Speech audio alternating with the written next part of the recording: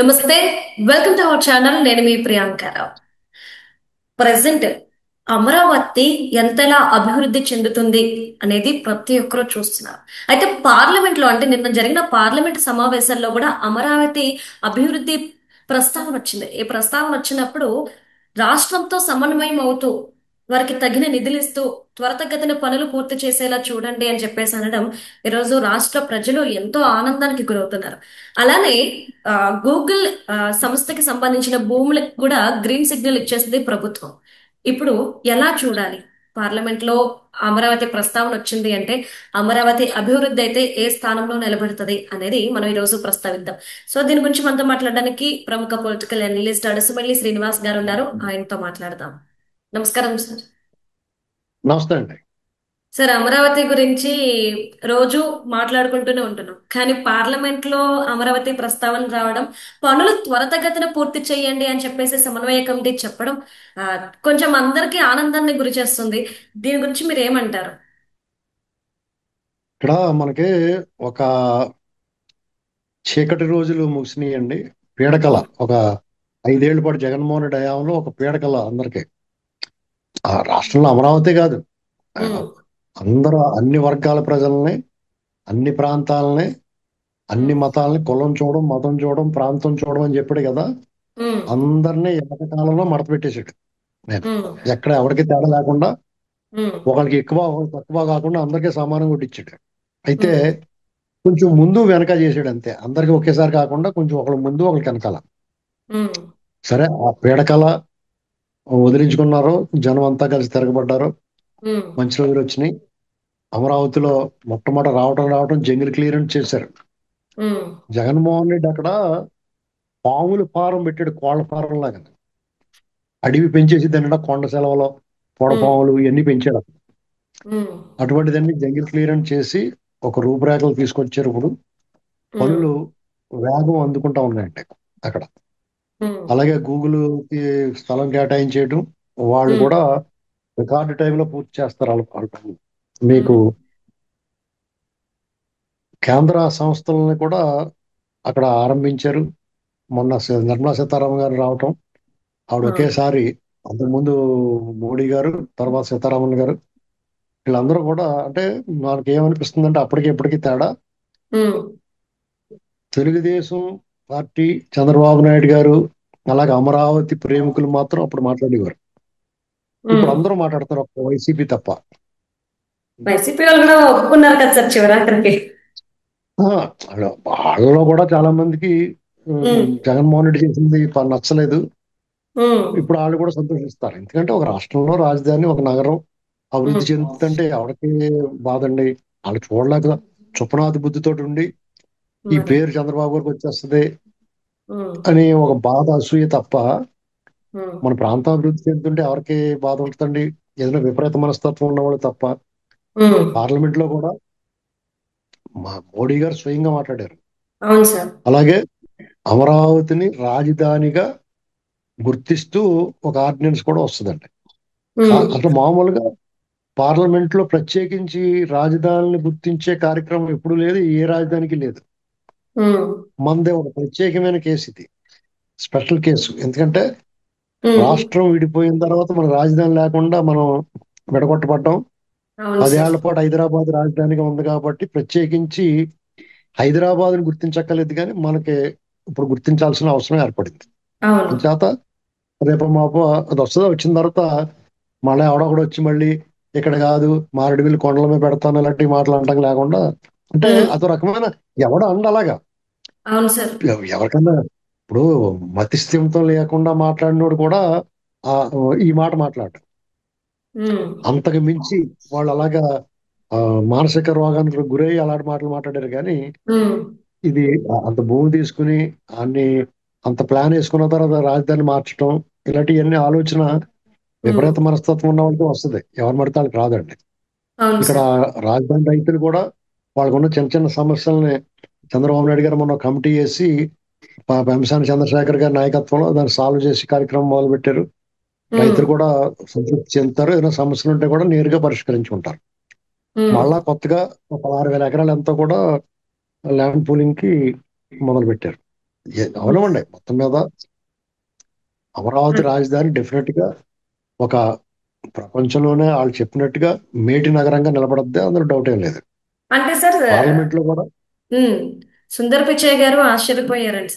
అంటే ఉమ్, ఇప్పటి వరకు సోషల్ మీడియాలో చూస్తే ఉద్యోగాలు వచ్చేస్తున్నాయి అన్నారు, కంపెనీలు వచ్చేసినాయి అన్నారు, ఎంఓయూలు చేసుకున్నామన్నారు, ఏది శంకుస్థాపన లేవి అని అడిగారు. ఇప్పుడు చూస్తే గ్రీన్ సిగ్నల్, భూములకు గ్రీన్ సిగ్నల్ ఇచ్చేసారంటే ఇంకా శంకుస్థాపన చేయడం ఒకటే ఆలస్యం. ఇంత త్వరగా అవుతుందని చెప్పేసి ఎవరు అనుకోలేదంట సార్ అసలు. ఇంత త్వరగా గ్రీన్ సిగ్నల్ ఇవ్వడం, ఇంత త్వరగా పనులు ప్రారంభించడానికి సహకరించడం ఎవరు ఊహించలేదంట సార్ అసలు.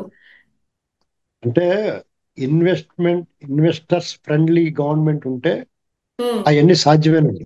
గతంలో కూడా ఐఎస్బి వచ్చినప్పుడు కూడా ఉమ్, వాళ్ళు యాక్చువల్గా కర్ణాటకలో వాళ్ళు పెట్టాలి అది. అక్కడ ఉమ్, వాళ్ళు ఐఎస్బికి చెందిన ఆ, ఉన్నతాధికారులు అక్కడికి వెళ్ళినప్పుడు వాళ్ళు కనీసం సాయంత్రం వరకు కూర్చోబెట్టారు.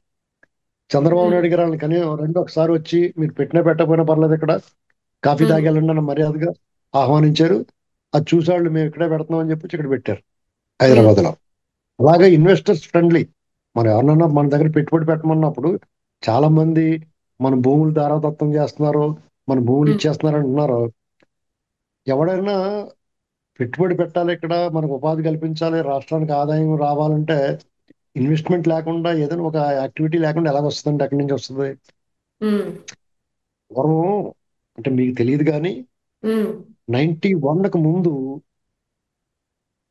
విదేశీ పెట్టుబడులు కానీ ఉమ్. ఏమి ఉండి కాదండి మన దేశంలో. Okay sir. ఆఖరికి జనతా పార్టీ వచ్చిన తర్వాత కోకో కోలా నాటిని కూడా బ్యాన్ చేశారు. ఉమ్, ఏదైనా సరే దేశీయంగా ఉండాలని అలాగ అనుకున్నారు. అప్పుడు ఏమైందంటే మనం ఉమ్, అక్కడక్కడ ముగ్గులెట్టుకోవాల్సి వచ్చింది. ప్రపంచం అంతా ముందుకు పోతున్నప్పుడు, ఉమ్, సాంకేతికంగా అభివృద్ధి చెందినప్పుడు, ప్రపంచం కుగ్రామం అయిపోతున్నప్పుడు మనం మడిగట్టు కూర్చుంటే మనం వెనకబడిపోతాం. ఉమ్, అవాళ పివి నరసింహరావు గారు ఆర్థిక సంస్కరణలో ఉమ్, ఎఫ్డిఐలు అంటే ఫారిన్ డైరెక్ట్ ఇన్వెస్ట్మెంట్లు, ఆ పెట్టుబడులు ఆహ్వానించిన తర్వాత ఈ దేశంలో మొత్తం ద్వారాలన్నీ తెరిచేసాడు ఆయన. దాన్ని కరెక్ట్ గా చంద్రబాబు నాయుడు గారు అప్పుడు ముఖ్యమంత్రిగా ఉన్నాడు కాబట్టి దాన్ని ఉమ్, అందిపుచ్చుకుని సంస్కరణలని ఇక్కడ అమలు చేశాడు. కాబట్టి ఇవాళ మనం ఈ రకమైన అభివృద్ధి కళ్ళగట్టిన కనపడుతుంది హైదరాబాద్ కానీ ఎక్కడైనా ఉమ్, సరే. అలాగే బెంగళూరు కానీ అంతా కూడా ఈ దేశంలో వచ్చిన మార్పుల ప్రకారం వాళ్ళందరూ అభివృద్ధి చెందారు. ఉమ్, ఇది ఇప్పుడు ఆంధ్రప్రదేశ్ అంటే యాక్చువల్ గా మనం అందరికీ కూడా రాష్ట్రం విడిపోతున్నప్పుడు ఒక ఎమోషన్. హైదరాబాద్ లాంటి నగరాన్ని మన రాష్ట్ర క్యాపిటల్ అనుకున్న దాన్ని, ఉమ్మడి రాజధానిని మనం వదులుకుంటున్నాం అన్న బాధ వచ్చింది అందరికీ. ఉమ్, అంతే తప్ప విడిపోయినందుకు పెద్ద ఎవడో బాధపడలేదు. తెలంగాణలో ఉన్నంత సెంటిమెంట్ ఆంధ్రలో లేదు. ఉమ్, మనం అన్నదమ్ములు విడిపోయినప్పుడు ఉండే ఒక ఎమోషన్ తప్ప ఉమ్. అంతగానే లేదు. ఇంకా కొంతమంది ఆ ప్రాంతీయ విభేదాలు అవి రెచ్చగొట్టాలని మాట్లాడుతున్నారు కానీ జనాల్లో ఎప్పుడు లేదండి. ఓకే. మరి ఆంధ్రప్రదేశ్ విడిపోయినప్పుడు అక్కడ రాజధాని లేకుండా, సరైన పరిశ్రమలు లేకుండా, పెట్టుబడులు లేకుండా ఉన్నప్పుడు చంద్రబాబు నాయుడు గారు ఆ ప్రయత్నం చేశారు. కొంతవరకు సఫలీకృతం అయ్యాడు. తర్వాత మళ్ళీ గవర్నమెంట్ మారింది. జగన్మోహన్ రెడ్డి వచ్చి మొత్తం చిన్నపిల్లలు కట్టుకున్న పిచ్చి గూళ్ళు తన్నట్టు తండేసాడు మొత్తం అని. ఉమ్, మళ్ళా పునర్నిర్మాణంలో ఉన్నారు. ఈసారి ప్రజలు కూడా ఒక అవగాహన వచ్చింది. ఇలాంటి అవును దెయ్యాల్ని, సార్. భూతాల్ని, పిశాచాల్ని మళ్ళీ ఉమ్, ధ్యానం అవ్వకూడదు. ఉమ్, కనీసం ఒక రూపురేఖకు వచ్చేదాకా మనం ప్రభుత్వాలు మార్చకూడదు అనేటువంటి డిసైడ్మెంట్ వచ్చారని అనిపిస్తుంది నాకు. అదే. కాబట్టి ఇది సజావుగా సాగి ఉమ్, ఓ 10 ఏళ్ళు 15 ఏళ్ళు ఒక పద్ధతిలో లైన్లో పడిన తర్వాత ఇంకా తర్వాత జనరేషన్స్ మారుతాయి, అవును. రాజకీయ అభిప్రాయాలు మారుతాయి, అభిమానాలు మారుతాయి, ఏదో నవ్వచ్చు అంతవరకు. ఓకే. కానీ రాష్ట్రం ఒక పద్ధతి. ఇప్పుడు కేక్ తయారైన తర్వాత కదా కోసుకుని తింటాం. అది కేక్ అంతే. తయారవకుండానే దెబ్బలాడుకుంటే, కేక్ తయారవకుండా దెబ్బలాడుకుంటే దానికి అర్థం ఉండదు కదా. మరి. ఇది పరిస్థితి. రైట్. నిన్న మొన్న మోడీ గారి ప్రసంగంలో కూడా పార్లమెంట్ లో చంద్రబాబు నాయుడు గారిని ఉద్దేశించి మాట్లాడాడు ఆయన.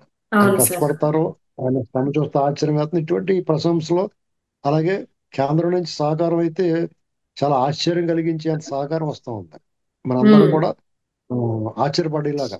అసలు ఇంత సహకారం ఇస్తారని మనం ఎప్పుడో స్టీల్ ప్లాంట్ విషయంలో కానీ, ఉమ్, అమరావతి విషయంలో కానీ, మనం బయట నుంచి అప్పులు తెచ్చుకోవడంలో ఆ, వెసులుబాట్లు ఇవ్వడం కానీ, ఇలాంటి ఉమ్, వాటిలో కేంద్రం బాగా సహకరిస్తుంది.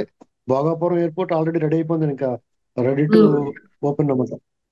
ఓకే. అలాగే విజయవాడలో మరొక ఫ్లైఓవర్, రింగ్ రోడ్డు, అవును ఇలాంటివన్నీ సార్. కూడా మీకు బెంగళూరు అమరావతి హైవే, అలాగే హైదరాబాద్ నుంచి మచిలీపట్నం బందర్కి ఒక 8 లేన్ ఉమ్. ఎక్స్ప్రెస్ హైవేలు ఇవన్నీ అంటే ఇప్పటికప్పుడు ఇవాళ అవ్వకపోయినా ఓ 10-15 కాస్తంత ఏళ్ళ సమయం. తర్వాత ఒక అద్భుతమైన ఓ, హైదరాబాద్ లో రింగ్ రోడ్ కానీ, మన ఉమ్. హైటెక్ సిటీ, అదే గచ్చిబౌలి ఫైనాన్షియల్ ఉమ్. డిస్ట్రిక్ట్స్ అన్ని కూడా 20 సంవత్సరాల క్రితం కథ వేరు. అప్పుడు అవును వాళ్ళు సార్. అందరూ అలాగే విక్రించేవారు, అలా అవును. విక్రించేవారు.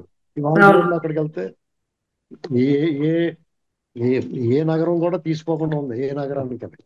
ఉమ్. ప్రపంచంలో పాశ్చాత్య దేశాల్లో ఉన్న చాలా గొప్పగా చెప్పుకుని ఏ నగరాలకి తీసుకుపోయినంతగా హైదరాబాద్ లో అభివృద్ధి చెందింది. అవును అలాగే సార్. రేపొద్దున్న ఇంకా విశాలంగా ఎక్కువ స్థలం ఉండి ప్లాన్ గా కట్టుకునే అవకాశం ఉంది కాబట్టి వీళ్ళు ఇంకా అదృష్టవంతులు. ఎందుకంటే ఉమ్. రాబోయే రోజుల్లో విపరీతమైన వాహనాల రద్దీ, డ్రైనేజీలు, ఎలక్ట్రికల్ లైన్స్ ఇలాంటి ఇబ్బందుల్ని చాలా జాగ్రత్తగా ప్లాన్ చేసి కట్టుకోవడానికి బాగుంటుంది వాళ్ళకి. డెఫినెట్ గా అవును. వాళ్ళ మాస్టర్ ప్లాన్ అది చూస్తే కూడా నిజంగానే మంచి నగరం ఆ, అవుద్ది అమరావతి. అలాగే రాష్ట్రంలో అన్ని ప్రాంతాలు అభివృద్ధి చేస్తున్నారు వీళ్ళు. ఉమ్. ప్రాంతీయ మండళ్ళు ఏర్పాటు చేస్తారు. ప్రాంతీయ మండళ్ళు ఏర్పాటు చేస్తారు. ఆయా ప్రాంతానికి సంబంధించి అభివృద్ధి, వాళ్ళ సమస్యలు పరిష్కారం అంతా అక్కడే చూసుకుంటారు. చాలా పాజిటివ్ గా ఉందండి అవును సార్. వాతావరణం. Thank you so much sir.